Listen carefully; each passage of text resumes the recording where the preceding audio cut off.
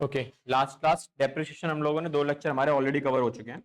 अभी हमें डेप्रिसिएशन के आगे ना थोड़ा सा एक रिकॉल करते हैं लास्ट क्लास जो मैंने कराया था। ठीक है, बिकॉज थोड़े बहुत एब्सेंटीज थे और थोड़ा बहुत रिकॉल जरूरी है आगे वाले टॉपिक पे जाने के लिए। देखो, लास्ट क्लास हम लोगों ने क्वेश्चन कवर अप किया था ना, उसमें था क्या, हमने मशीन खरीदी, खरीदने के बाद क्या करा, उसको केवल इस्तेमाल कराया है, ना मैंने बेचा ना कुछ और किया। तो लास्ट क्लास जो मैंने क्वेश्चन कराया था उसमें कितने मशीन थी हमारे पास, 2 मशीन।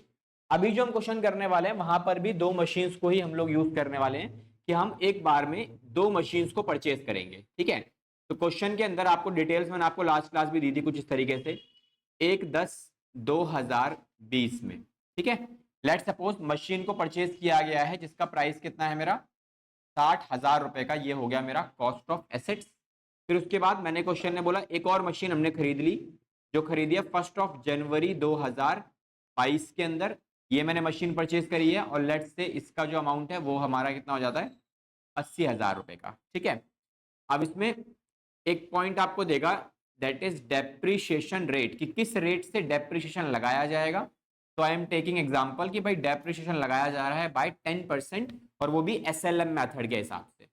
और एक और चीज बताई थी मैंने आपको कि ईयर की क्लोजिंग आपके लिए बहुत ज्यादा इंपॉर्टेंट है, कि ईयर को क्लोज कब किया जा रहा है। अगर वो आपने गलत पकड़ लिया तो पहले साल के नंबर भी नहीं मिलेंगे आपको। ठीक है, केवल 6 नंबर का क्वेश्चन आएगा, 1 नंबर मिल जाए काफी है, उससे ज्यादा नहीं मिलने वाले अगर ये गलत हो गया तो। फिर उसके बाद मुझे क्वेश्चन क्या बोलेगा, अब क्वेश्चन की डिमांड आपको पढ़नी पड़ेगी और वहां से निकालनी पड़ेगी डिटेल्स। तो क्वेश्चन ने क्या बोला, prepare machinery account for 3 years. तो यहाँ हम कितने साल का अकाउंट बनाने वाले हैं, अराउंड 3 सालों का। ठीक है, तो 3 इयर्स का हम यहाँ पे अकाउंट बनाने वाले हैं। कैसे बनेगा अकाउंट, क्या करना है मुझे डिटेल्स में, तो पहले उसको एक बार देख लेते हैं। सबसे पहला काम, जब भी क्वेश्चन आपको अकाउंट बनाने के लिए बात करेगा तो आपको क्या करना है, सिंपली अकाउंट का फॉर्मेट बनाना है। फॉर्मेट वही सिंपल, कैश बुक हम लोगों ने कवर की थी, तो कैश बुक में सिंगल कॉलम कैश बुक का जो हमारा फॉर्मेट रहेगा वही फॉर्मेट, ये बेसिक अकाउंट का फॉर्मेट है। मतलब कोई भी अकाउंट अगर आप बनाओगे वो ऐसे ही बनेगा विद डेट कॉलम। तो लो जी, हमारा बेसिक अकाउंट वाला फॉर्मेट हमारा तैयार है, जहां पे हम क्या लिखने वाले हैं, date particular amount, date particular और अमाउंट। तो ये हमारा फॉर्मेट तैयार है और ये हमारी डेबिट साइड हो जाती है और ये मेरी क्रेडिट साइड हो जाती है। देन बस जी, इतना काम खत्म। अब मुझे क्या करना है, इसी क्वेश्चन में ना डिटेल्स को फिलअप करना है और वैल्यू देखनी है कैसे कैसे हमारे पास बनने वाली है। ठीक है, तो देखो क्या करोगे आप, हमें सबसे पहली डिटेलिंग जो करनी होती है वो क्या करनी है, कि पहली मशीन कब खरीदी गई है, ये वाली फर्स्ट मशीन कब परचेस की है, 2020 में। तो यहां लिखेंगे 2020। और कब खरीदी है ये, 1/10, 1/10 का मतलब होता है अक्टूबर का महीना। ठीक है, उसके बाद कितने की परचेस करी है, 60,000। तो यहां हम मेंशन कर देंगे इधर to bank account, and machines को नंबर्स देना स्टार्ट कर दो, first machine, second machine, third machine, जितनी मशीन है उसके अकॉर्डिंगली। देन पहली मशीन रिकॉर्डेड है। अब इसके बाद जैसे आपने इसे रिकॉर्ड कर लिया, इसे टिक लगाना ताकि आप इसे दोबारा इस्तेमाल ना करो। अब अगली मशीन हमने कब परचेज करी है, 1 जनवरी 2022 में। तो मुझे बस ये चेक करना है कि इसकी रिकॉर्डिंग इस अकाउंट में आएगी तो जरूर, लेकिन कब आएगी, किस साल में आएगी, ये वाला साल खत्म कब होगा, पहले चेक करो। 2020 में स्टार्ट हुआ 1 अप्रैल को, तो खत्म कब होगा ये, 31 मार्च 2021। तो क्या इस मशीन को हम 2021 से पहले पहले परचेज कर रहे हैं, नहीं, ये 2022 में खरीदी जा रही है।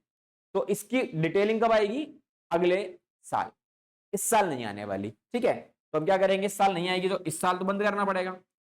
जैसे आप बंद करोगे तो ईयर, इसको क्या बोलते हैं, ईयर की क्लोजिंग। तो ईयर को क्लोज करने से पहले मेरा सबसे पहला काम क्या होगा, डेप्रीशिएशन कैलकुलेट करना ऑन द मशीन।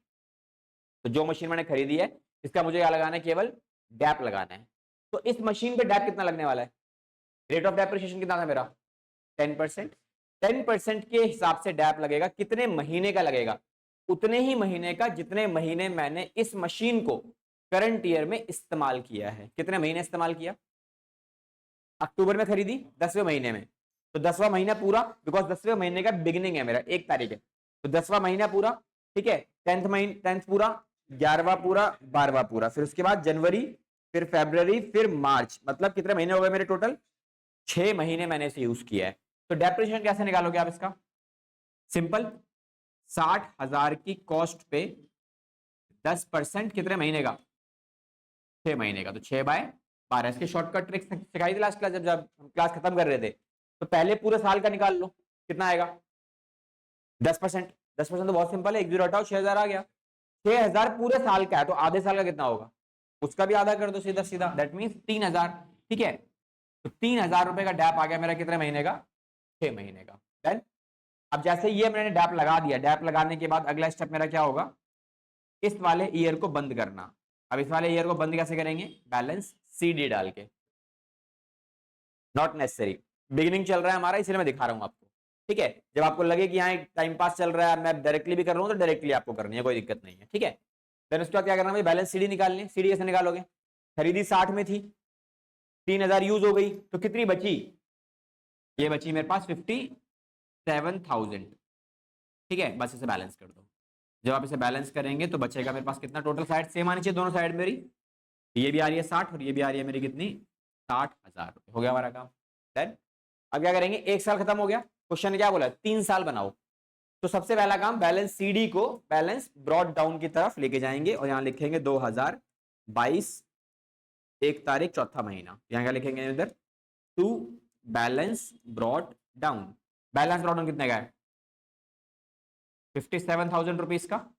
कौन सी मशीन है ये? पहली वाली। यहां नंबरिंग देते देते चलना, क्योंकि हमें इस क्वेश्चन में एक से ज्यादा मशीन को डील करना है, इसलिए। Then, अच्छा, अब ये हो गया मेरा। अब दोबारा से एक बार समरी पे चलो क्वेश्चन की। इसमें कौन सी मशीन बची हुई है? ये वाली। क्या ये मशीन इस साल आएगी? क्या अगले साल आएगी? क्यों? ये वाला साल खत्म कब होगा? अच्छा, 2021 चल रहा है ना अभी हमारे पास। ये वाला साल खत्म कब होगा? 22 में कब? 31 मार्च को। और हमने ये मशीन खरीदी कब है सेकंड वाली? 1 जनवरी को, मतलब मार्च से तो पहले आ गई। समझ में आया डिफरेंस? देखो, ईयर बदलने का मतलब ये नहीं होता कि अगले साल ट्रांसफर होने वाला है। ईयर बदलने का मतलब मेरा ये है कि आपका करंट ईयर क्लोज करना चाहिए। तो करंट ईयर क्लोज कब होगा? मेरा करंट ईयर स्टार्ट हुआ है इस वाले क्वेश्चन में, अभी जो ईयर चल रहा है 2021 में। ये खत्म कब होने वाला है? 31/3/2022 में। क्या इस टाइम ड्यूरेशन के बीच में कोई परचेज या सेल हुआ है? यस। ये जो मशीन खरीदी गई है, ये इसी टाइम ड्यूरेशन के बीच में तो आ रही है। अगर ये यहीं आ रही है, इसके बीच में आ रही है, तो उसे हम कहां रिकॉर्ड करेंगे? अब जो मेरा ईयर चल रहा है, ये वाला रनिंग ईयर, तो हम इसे यहीं रिकॉर्ड कर लेंगे। कैसे रिकॉर्ड करोगे इसे आप? वही सेम तरीका, डेट पहले लिखो। अब डेट लिखने के पहले आपको ईयर चेंज करना पड़ेगा। यहां लिखेंगे 1 जनवरी। और क्या लिखो इधर आप? To bank account, because purchase की है मैंने मशीन इसलिए। सेकेंड मशीन कितने की है ये? 80,000 की। डन, यहां तक क्लियर है? अब क्या करना है? और तो कुछ भी मैंने कुछ किया नहीं क्वेश्चन के अंदर। नेक्स्ट, डैप लगाना पड़ेगा। डैप कब लगेगा? साल के एंड में। तो साल के एंड में चलते हैं और यहां लिखते हैं 2022 और डेट क्या आएगी? 31/3। कितना आएगा डैप? नाउ इस बार मेरे पास कितनी मशीन हैं? 2 मशीन, तो 1 और 2, कितनी कितनी वैल्यू आएगी? पहली मशीन पे डैप कितना आएगा? फर्स्ट मशीन पे देखो, फर्स्ट हमारा मेथड कौन सा है? एसएलएम। एसएलएम में डैप किस पे लगता है हमेशा? परचेज वैल्यू, कॉस्ट प्राइस पे। तो पहली मशीन का कॉस्ट प्राइस कितना है? 60,000। तो 60,000 पे लगेगा 10%, वो भी पूरे साल का। तो पूरे साल का डैप कितना बनता है इसका? 6,000। तो पहली मशीन का डैप चलो मेरा क्लियर है। अभी मैंने पूरे साल का क्यों लगाया, उसके पीछे का लॉजिक क्लियर है। बिकॉज मैं इस मशीन को, पहली वाली को, अप्रैल से इस्तेमाल में ले रहा हूं और साल के एंड तक मैं उसे यूज कर रहा हूं। तो पूरे 12 महीने का डैप लगा। क्यों लगा? बिकॉज पूरे 12 महीने मैंने यूज किया है। सेकेंड मशीन पे डैप कितना लगेगा? 80,000 की खरीदी, 10% का रेट है। लेकिन इसको इस्तेमाल कब से मैंने यूज करना स्टार्ट किया? 1 जनवरी से। तो जनवरी से लेके मार्च तक कितने महीने होते हैं? केवल 3 महीने। तो मैंने इसको तो 3 महीने इस्तेमाल किया है, तो 3 महीने का डैप कैसे निकालोगे? पूरे साल का डैप कितना आएगा? 8,000। तो ट्रिक सिखाई थी मैंने आपको। पूरे साल का आ रहा है 8,000, 12 महीने का है ना। तो 12 महीने का आधा करो, कितना आता है? 4,000। कितना हुआ ये? 6 महीने का। 6 महीने का भी आधा करेंगे तो कितना आता है? 3 महीने। तो डैप कितना आएगा? 4,000 का भी हाफ कर दो तो कितना आता है? 2,000। शॉर्टकट ट्रिक्स यूज करो, आप आराम से निकलेगा इसका आंसर। ठीक है, कितना है ये? 2,000। टोटल डैप कितना बना? 8,000 मेन वैल्यू बार। यहां तक क्लियर? अब क्या करेंगे हम? इस ईयर को बंद करना है, तो इस ईयर को बंद करने के लिए सेम डेट आएगी, और यहाँ क्या लिखने वाले हो आप, बैलेंस सीडी। अब बैलेंस सीडी में ध्यान देना कि भाई दो मशीन है मेरे पास, तो दोनों का अलग अलग लिखा जाएगा। पहली मशीन कितने की बचेगी, इस साल के शुरुआत में पहली मशीन का कितना प्राइस था, ये रहा 57। 57 में से मैंने कितनी यूज कर ली, 6000, कितनी बची मेरे पास, 51,000 रुपीज की। सेकंड मशीन स्टार्टिंग में कितने की थी, मतलब ये तो बीच में खरीदी है 80 की थी, 80 में से कितनी यूज हो गई, 2000 रुपए की, ये रही 2000 की यूज हुई है ना, तो बची कितनी 78, तो बची टोटल अमाउंट कितना आएगा ये वाला 129,000 rupees. Now make a total and इसे बैलेंस कर दो, तो बैलेंस कितना आने वाला है सारा मिलाकर 128,000 रुपीज।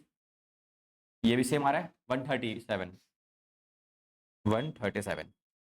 ये आएगा 137, ये भी कितना आएगा इधर सेम आएगा 137।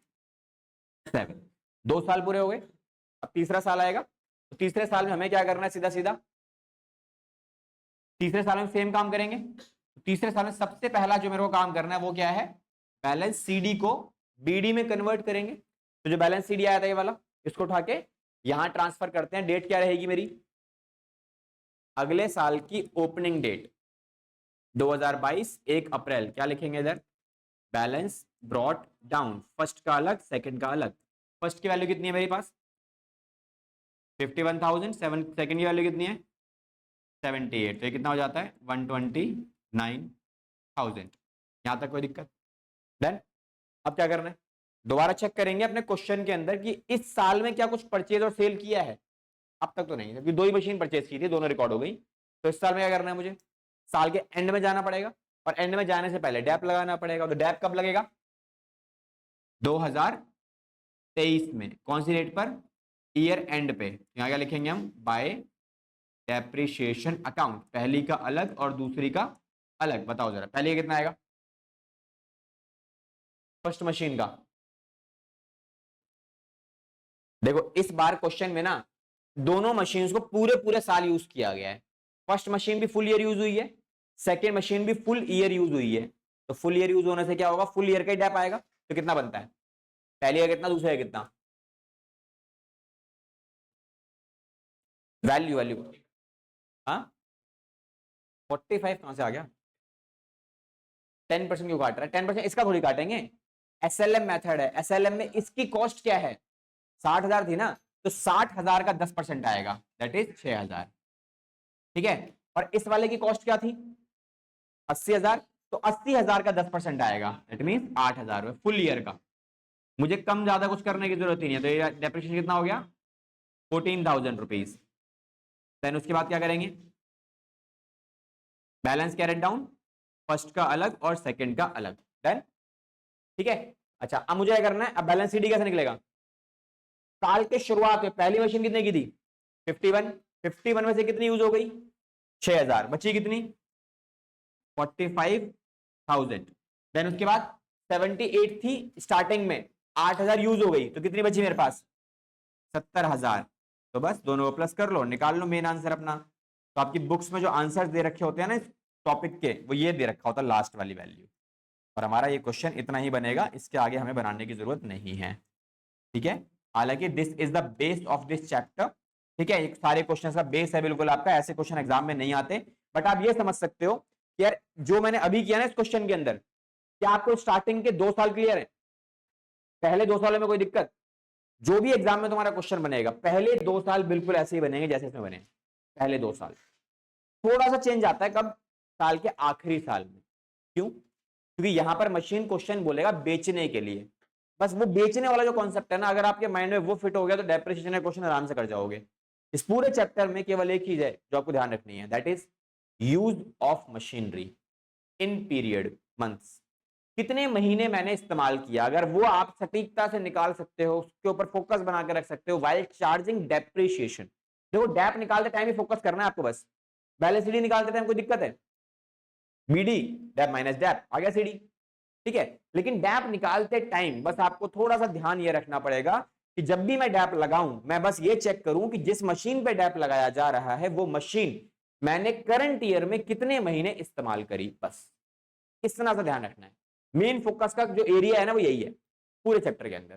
केवल डैप लगाते टाइम थोड़ा सा कॉन्सेंट्रेशन होके काउंटिंग कर लो कितने महीने यूज किया है, कितने महीने मैंने मशीन को इस्तेमाल किया है, जितने महीने इस्तेमाल किया उतने महीने का डैप लगा दो यहाँ पे। और जैसे ही डैप लग गया फिर उसके बाद बीडी में से डैप माइनस करो, सीडी आ जाएगा अपने आप ही। फिर सीडी को उठा के बीडी में कॉपी कॉपी पेस्ट तो करना है, डेट चेंज करते रहना बस।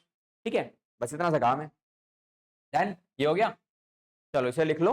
फिर उसके बाद हम तुम्हें कराएंगे सीधा जब मशीन को बेचा जाता है ना तो उस टाइम पे किस किस तरीके के डाटा क्रिएट किया है। तो पहले क्वेश्चन लिख लो सारे के सारे, तो दैट आपका हो जाए आराम से। ठीक है, बड़े क्वेश्चन भी करेंगे फिर इसके अंदर। आप तो लिखने में तुम्हें लग रहा होगा।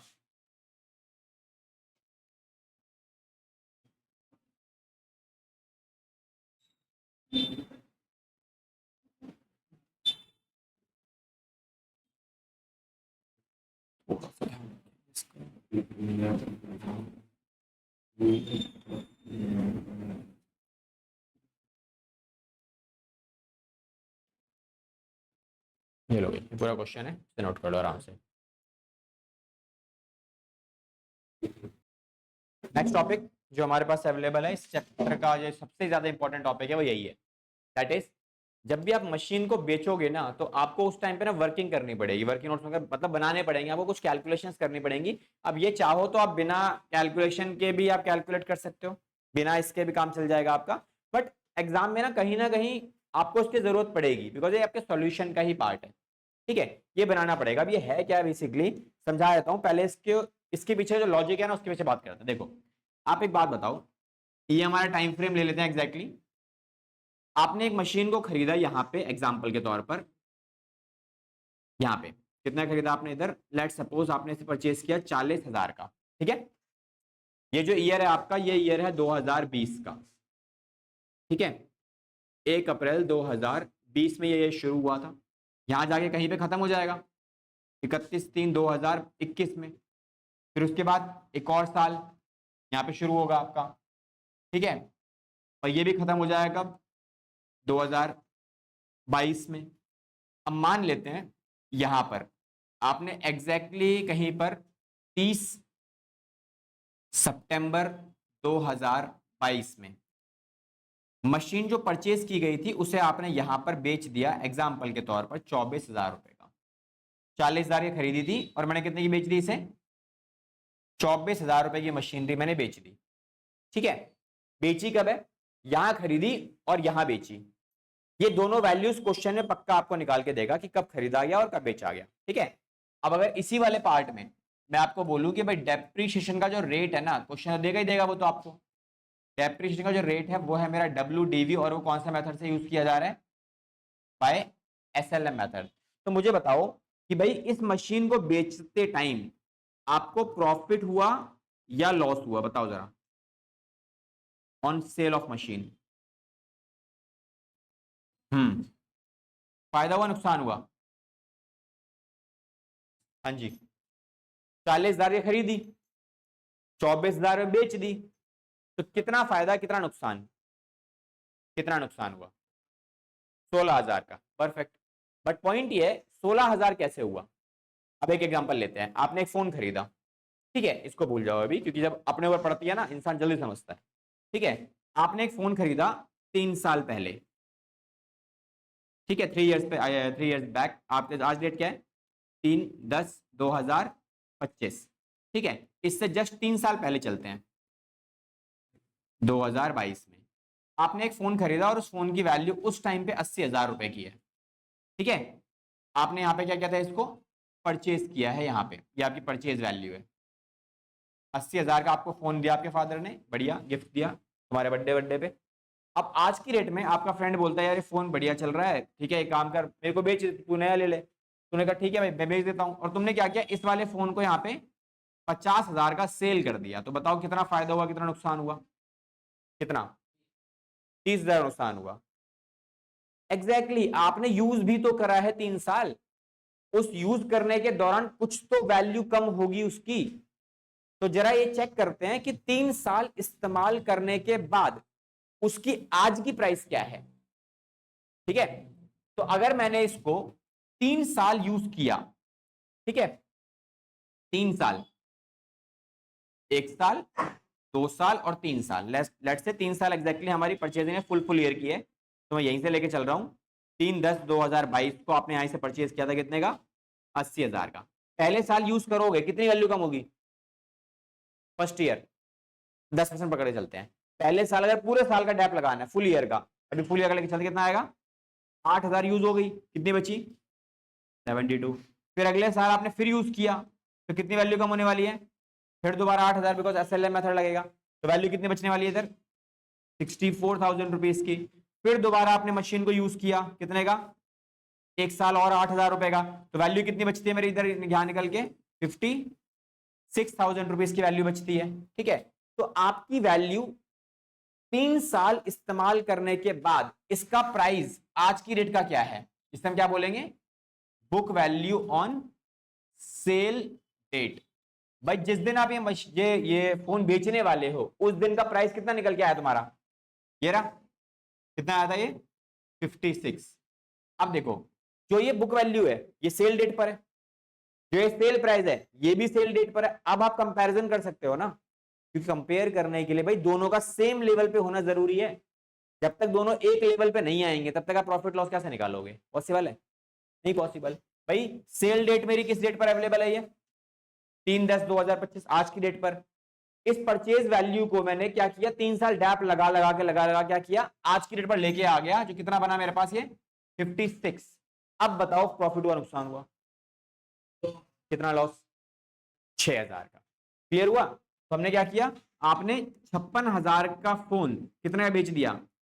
50,000 का। तो यहां से मुझे पता लगा भाई नुकसान तो हुआ है, कितने का हुआ? लेकिन 6,000 का, ना कि 30,000 रुपए का।